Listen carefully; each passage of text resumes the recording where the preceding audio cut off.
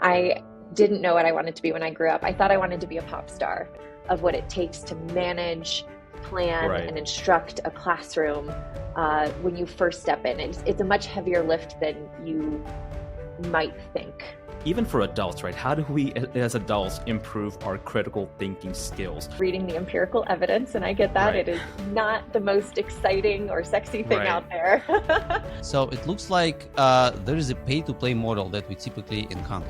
The way to overcome educational inequities is actually higher quality healthcare, food security, adequate housing. Such a complicated problem over here that there is no easy solution. It's not like, hey, we're going to do X, Y, and Z, and this is going to fix the problem. Keeping it away from them altogether, because it could be an incredibly powerful tool if we knew how to use it for learning purposes. And a lot of times we work in proximity with each other, we work next to each other, but we don't work with each other. And he and my mom had always told us growing up that you want to be the flame, not the moth. You want to have a positive impact on others, leave them better than they were before. The Avenue of the Strongest is a podcast dedicated to exploring the lives and experiences of the most inspiring individuals from around the world. Each episode features interviews with fascinating guests who share their insights and wisdom on a variety of topics, including education, impact, motivation, health, and learning. I'm your host, Vlad Suleiman. And Anaya Chowdhury.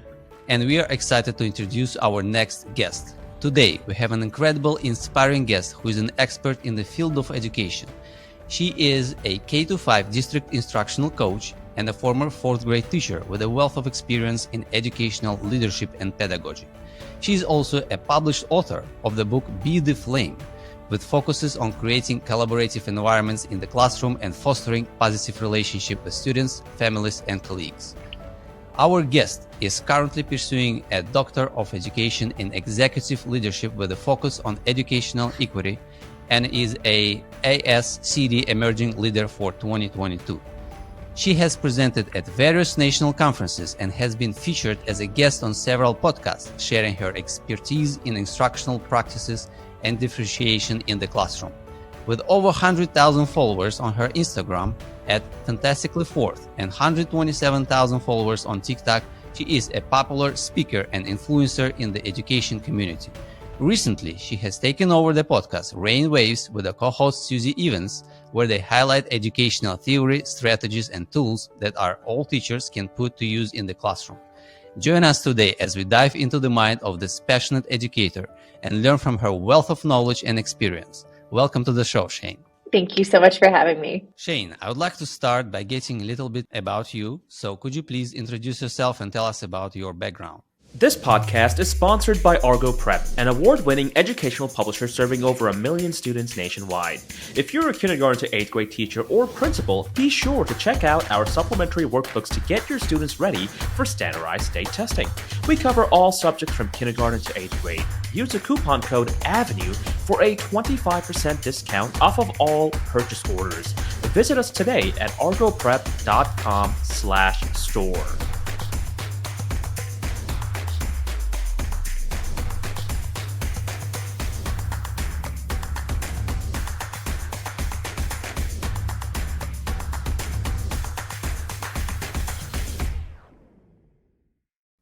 Sure. You kind of hit on my resume, which was lovely. So thank you so much.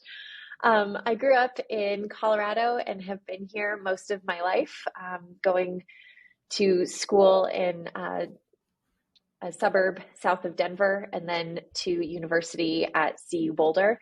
And then I loved Boulder so much that I didn't leave, and I was able to find a teaching job right after university close to Boulder in a small town called Erie, in the St. Vrain Valley School District. So that is currently where I'm at. And I guess background-wise, I grew up with a loving family, my mom, dad, and 2 siblings. My dad is an Iranian immigrant. They fled here during the Iranian Revolution.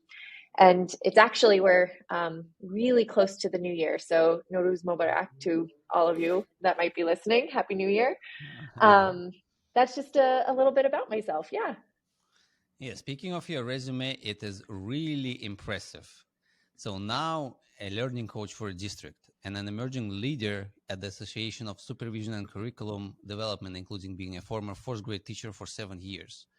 So could you share with us your journey to where you are right now and what drives your passion for education?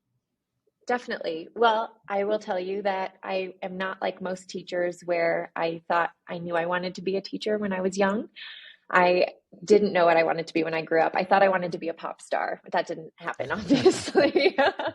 And I finally figured out I wanted to go into education my senior year of high school, where everyone was talking about their majors and what they were going to study when they go to college. I had friends that wanted to be neurosurgeons and chemical engineers, and I didn't know what I wanted to do with my life or what I wanted to be when I grew up. And they said, well, what do you like to do? I said, I really like my job as a day camp counselor. And they said, so you like working with kids? I said, I love working with kids. Maybe you'd want to be a teacher. And therein started my trajectory into education. And ever since then, it was the first time that I found something that I really enjoyed learning about. I was that kid growing up in school that did well, but I was really more at school to socialize and see people and make friends.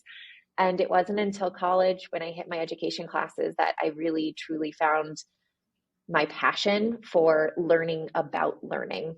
And it really started for me with relationships and how to actually engage students in their learning. And then it rolled into best practices within the classroom and best instructional practices, what is high leverage. So I want to ask you a question over here. So when you were teaching fourth grade, if you can remember back to the earlier years when you just started teaching fourth grade, did your undergrad program, did the teaching program really prepare you for being a teacher, or were there so many things in the first year you were like to yourself, oh my God, my prep program did not prepare me for this? I'm curious to hear your thoughts on this. Yes, no, that's actually my life right now as a coach. Is I've been reflecting a lot on my earlier years of my career and how the teachers that I'm coaching are feeling. And I did not feel like I was fully prepared. And it's not necessarily that I wasn't given the tools. I think a lot of it comes with the setup of student teaching and practicums. You're still stepping into someone else's classroom who's already created structures, who's already created relationships with students, is showing you instructional practices. You don't have the full lift of what it takes to manage, plan, Right. and instruct a classroom when you first step in. It's a much heavier lift than you might think. Yeah, no, 100%. And so why educational equity? Right now, I know you're pursuing a Doctor of Education in Executive Leadership. We can talk about equitable education all day long. So I want to know what's the reason for your focus on equity? So I actually really lucked out that the focus was equity. This doctoral program it's a program that partnered with a few different school districts with school leaders in my state. So it's through UC Colorado or UC Denver. Yes, UC Denver. And the focus is executive leadership, but the degree is executive leadership, but the focus is on educational equity. And that was not by choice, but by chance, but it was something that was one of the reasons why I actually joined the program. So knowing that our schools are becoming so much more diverse, that is just the way that education is rolling. It's the way that our population is changing and the demographics are changing, and we must change with it. And if we're not doing what's best for students.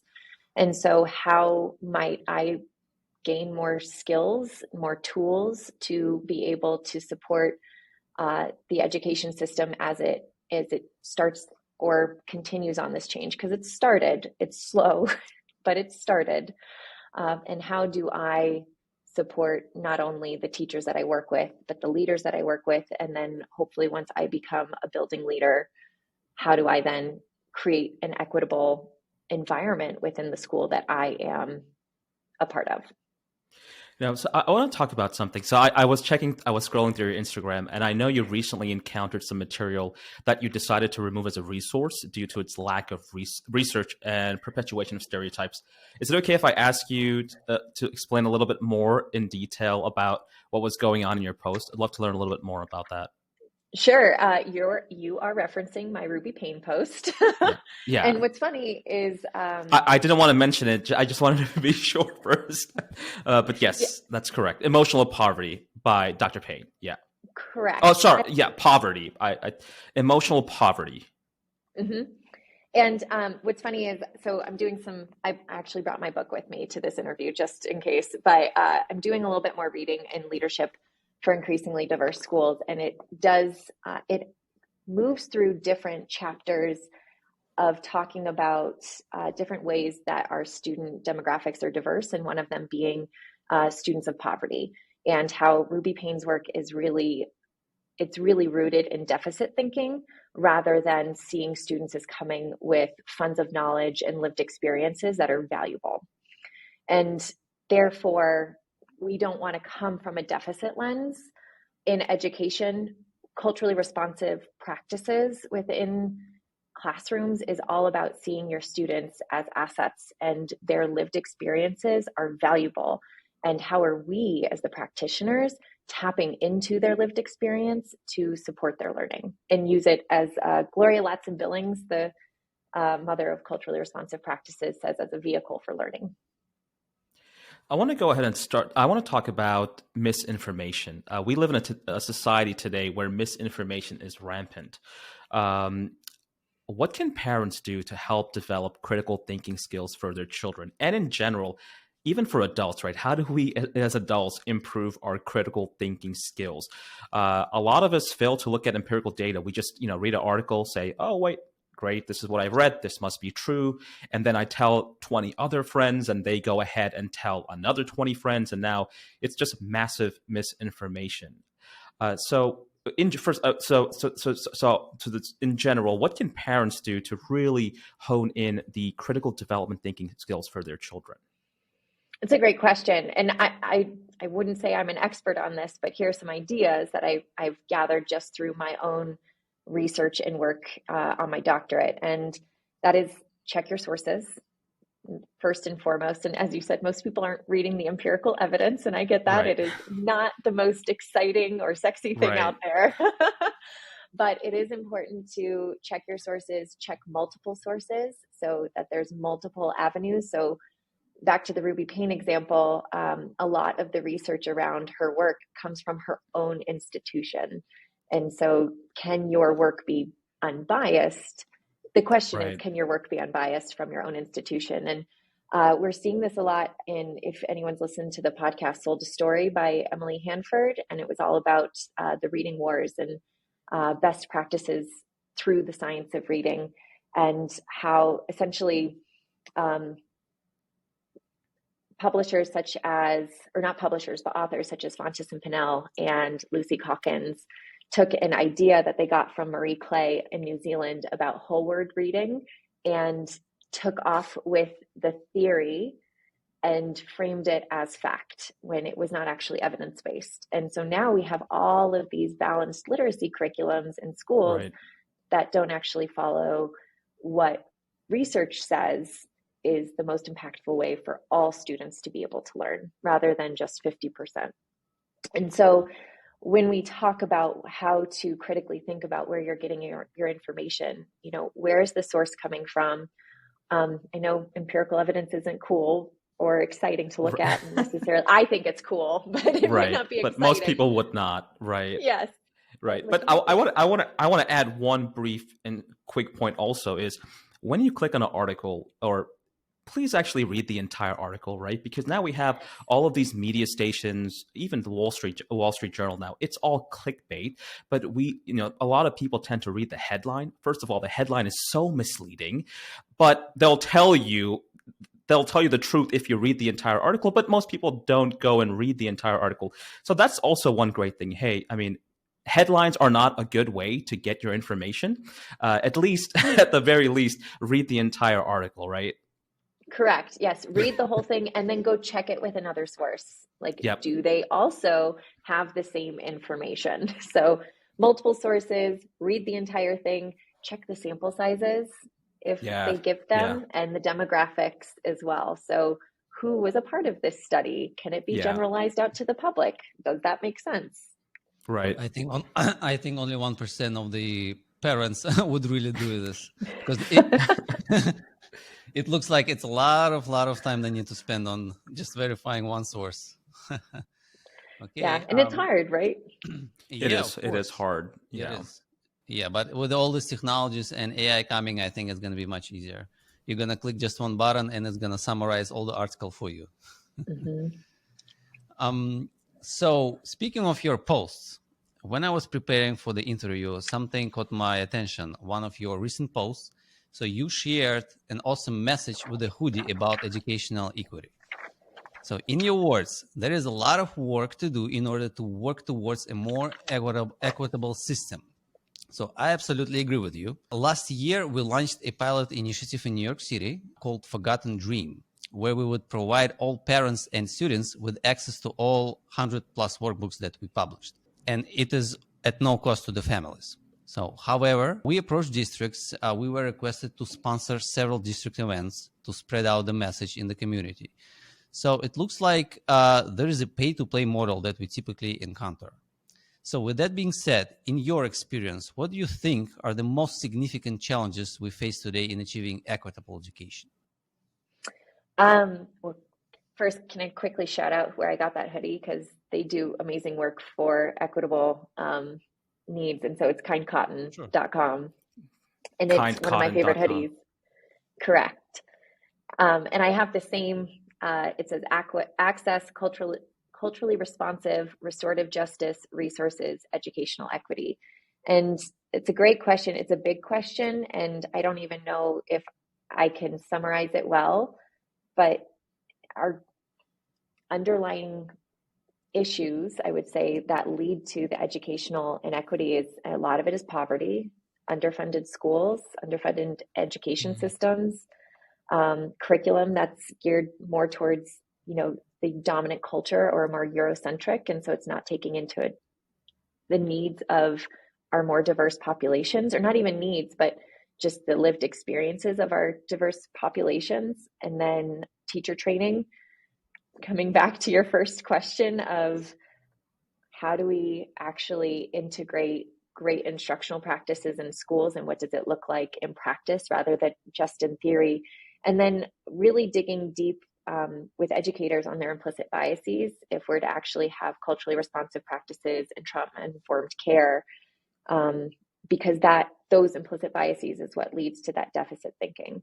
And so all of those, really come together to hinder our equitable outcomes for education. And so although there's not one silver bullet, right, to be able to overcome any of this, education has really been used as a Band-Aid for a lot of social programs and needs. And research actually shows that, the way to overcome educational inequities is actually higher quality healthcare, food security, adequate housing, and well-resourced schools. So funding those education programs. So it's a big lift, and it's one that if everyone's not super invested in all the time. They might think that they are, but it is a lot larger of a societal problem than it is just an education problem.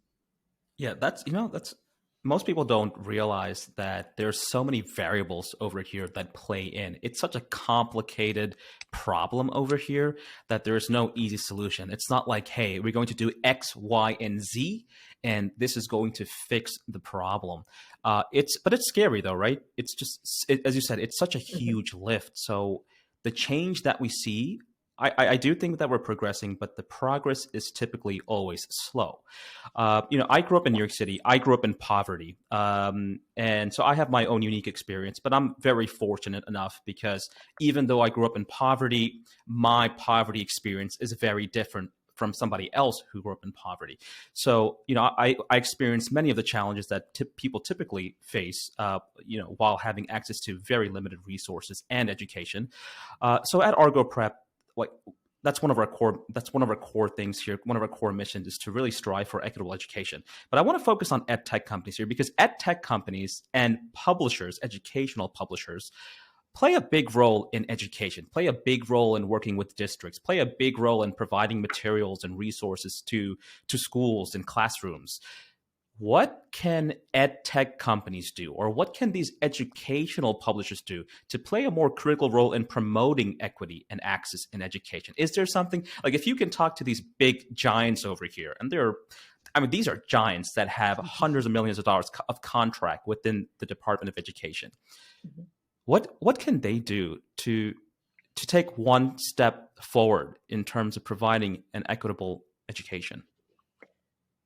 Another big and great question. And again, I'm no expert in ed tech, but if I were to put a list together off the top of my head, I think it's important to look that ed tech companies are looking at their platforms, their programs, their apps through multiple lenses. And those lenses are ability, they are cultural, they are linguistic. And so, ability wise, do your platforms enable captions on videos? Right. Do you have text to speech capability, speech to text capability? Culturally, is your material diverse? Does it showcase many lived experiences?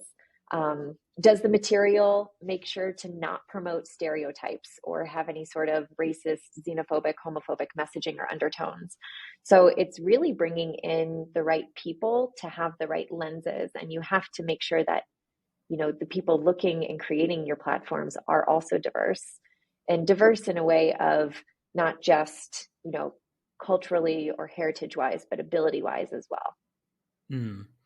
Did you get a chance to check out ChatGPT yet, or any of the new? It's all of a sudden AI is everywhere, right? You open up your phone, and all of a sudden there's another new company that is artificially powered.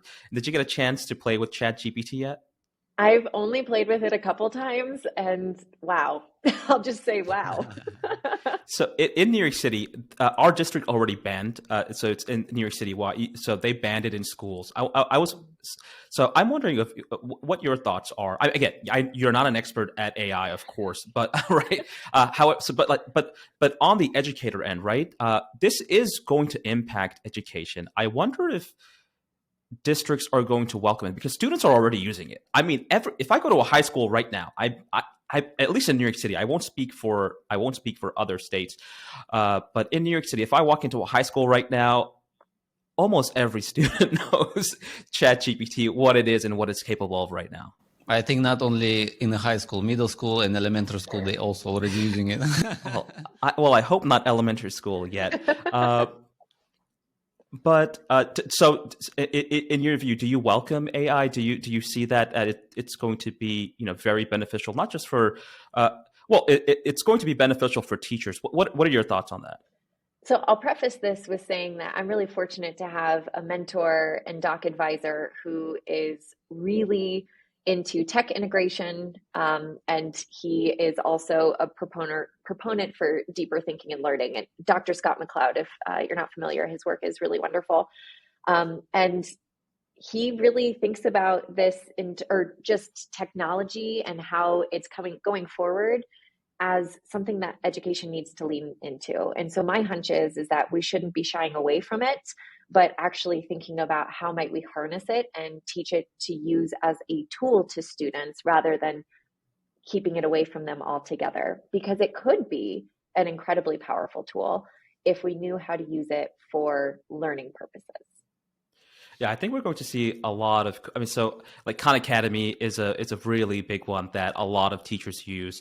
Khan Academy just announced that they are powering up their website. They're launching a new pilot with GPT-4 powered learning. So a student, if they go ahead and they're working on solving an algebraic equation, the chatbot or the virtual assistant will never give the student the answer, even if the student asks for it. But it's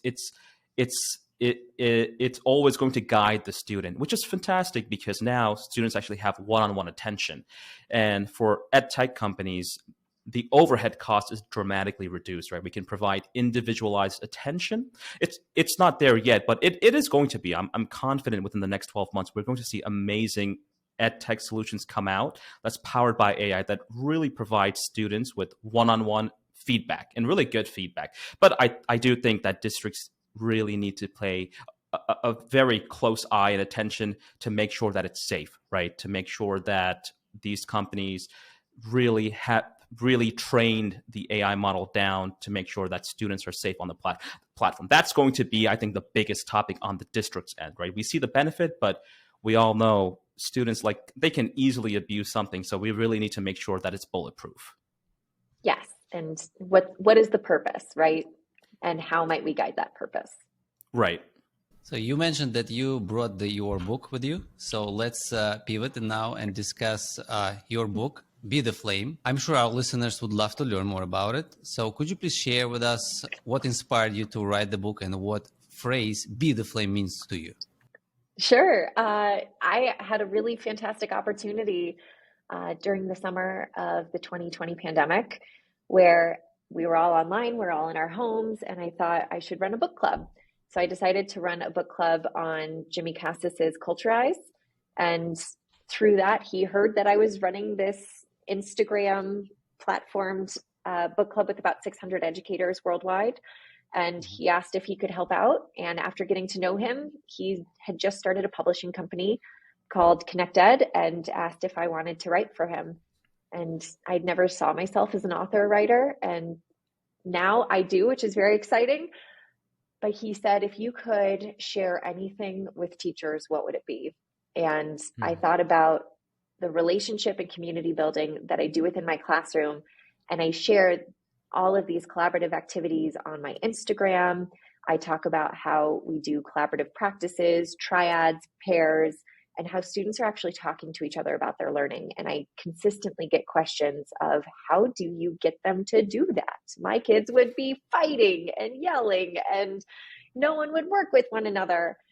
And it was an answer that was too long for, a direct message response. So I felt that I had my topic for my book right there with how do we build relationships. And I really wanted to have it be a ripple effect of how do we reflect on how we've had relationships built with us as students in the past? How do we build relationships one-on-one with students? How do we build them among one another? Because creating an environment of supportive peers is just as important as having a really good relationship with your teacher. How do you coach them to collaborate? Because collaboration is not an innate skill. And I think a lot of times educators just think if we throw them into groups, they will work in groups. And a lot of times we work in proximity with each other. We work next to each other, but we don't work with each other. And so it's teaching students how to actually work together.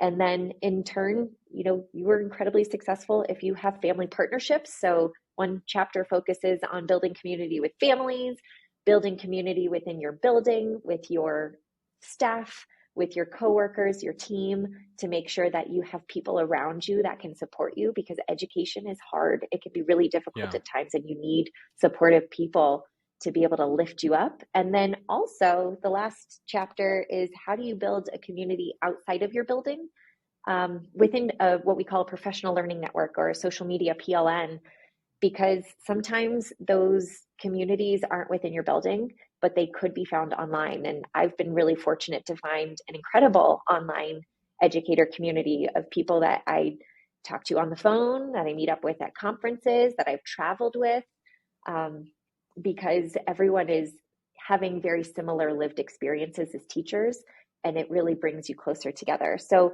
I wanted to write something not only as the theory, because a lot of times we get told that relationships are important, but we're never taught how to actually build those relationships. And so my book is more of a practitioner's book of actual ideas to implement, with step-by-step ideas. Sometimes it's just here's an idea on how I did it in my classroom. How might you fit it into your classroom?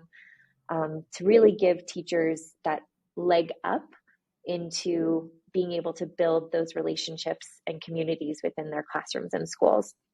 And then the Be the Flame term actually came from my father. So as I told you before, he and his family immigrated here from Iran, and he's always had to be a natural born leader. And I know, Vlad, you shared, you are also the son of an immigrant family, right?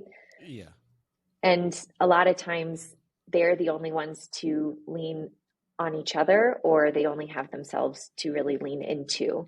And so with that, my dad has always been more of a leader and trying to do the best, not only for himself, but for those that he works with and serves. So be the flame was something that he and my mom had always told us growing up, that you want to be the flame, not the moth. You want to have a positive impact on others, leave them better than they were before. And when I decided I wanted to write this book, I called him and said, it's just so perfect. I feel like I could use this flame metaphor as, you spark with your reflection and you kindle relationships and you spread relationships and you can create them to be a blaze. So there's so much I could do with it. And it really melds well to building really tight relationships as a great leader. And I asked him if I could use his phrase, and he was totally okay with it. In fact, he's excited that it lives on, if you will. I love that title. Yeah, that's very inspirational. I love it. Thank you. And you spent what, like around 1 year writing this book? Actually a little less than that. Let's see, September, October, November, December, January, February, March, April, 8 months. Wow. And I was, at that time, I finished my master's degree. I started my doctoral degree, and I was teaching in the pandemic. Wow, that's crazy. How was that experience, though, actually writing the book? I know you were talking about what's in the book. What's the process of writing the book? Is it like really painful? How many times did you experience writer's block? Let me put it that way. A lot. So I learned a lot about myself as a writer. I am not someone who can write in small spurts over multiple days. I had another friend who had given me some advice, who had also written a dissertation, and they said, just write for an hour every day. And I thought to myself, I tried to do it, and by the time my hour was up, I was finally ready to write. So I found that it actually, for myself, was better for me to completely entrench myself in the work. So a lot of times I used my weekends, or a lot of times my breaks. So to do writing all day, full day, for days on end. And I kind of lived and breathed my work. Yeah, it's intense. It's definitely intense. So Shane, I want to play a fun game with you, okay? We're going to play a Would You Rather game, okay? Are you ready? Okay, yes. Okay. Would you rather walk barefoot in a public restroom or monitor standardized tests 8 hours straight? I'd monitor standardized tests. Okay. You are a second person who answering like this. Everyone else. You were the second person. Yeah, exactly. Okay. If you had to, and let's say you were teaching now, if you had to roommate with someone for a year and you have one of those bunk beds, would you rather bunk with a co-teacher or an admin from your school? A co-teacher. A co-teacher. Okay. And finally, would you rather have a 45-minute meeting at the end of every day for the rest of your school year, or would you rather be observed every day while teaching for every period for the rest of the school year? Observed. Observed. Okay. I'm teaching anyways, That is might true. As well come in and view it. That is true. Well, Shane, thank you so much for your time and joining us and sharing your valuable insights on education and equity. We appreciate your contributions to the field and encourage our listeners to follow you on Instagram at fantastically4th and check out your book, Be the Flame, Sparking Positive Classroom Communities. Also, if you're in Denver, Colorado between March 31st and April 3rd, be sure to catch Shane's live event.